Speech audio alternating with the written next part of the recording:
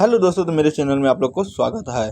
तो आज चलिए आप लोग को भोजपुरी स्टार और ट्रेंडिंग स्टार्स के छोड़कर मगही स्टार के बात कर रहे हैं अभी, जो कि आशीष यादव है। मगही स्टार जो कि 2025 में इसका 2024 में शूटिंग हुआ था जो कि फिल्म का, और 2025 में फिल्म निकलने वाला है कि जो कि आप लोग को मालूम नहीं होगा, अभी उतना वायरल नहीं हो रहा है, कब निकलेगा नहीं निकलेगा। तो आज आशीष यादव ने कल बताया था एक इंटरव्यू में, ये फिल्म मेरा आएगा, अब कब आएगा नहीं आएगा ये पता नहीं, लेकिन फिल्म आने वाला है 2025 में। तो आप लोग ढेरी प्यार आशीर्वाद दीजिएगा आशीष भैया को, और ट्रेंडिंग स्टार बनाएगा, भोजपुरी स्टार बनेगा, मगही स्टार से सीधा उठा के।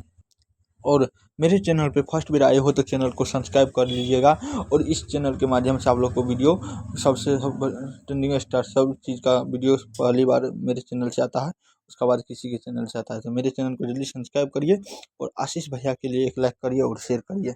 जय हिंद, जय भारत। ऐसे वीडियो देखने के लिए सब्सक्राइब करें।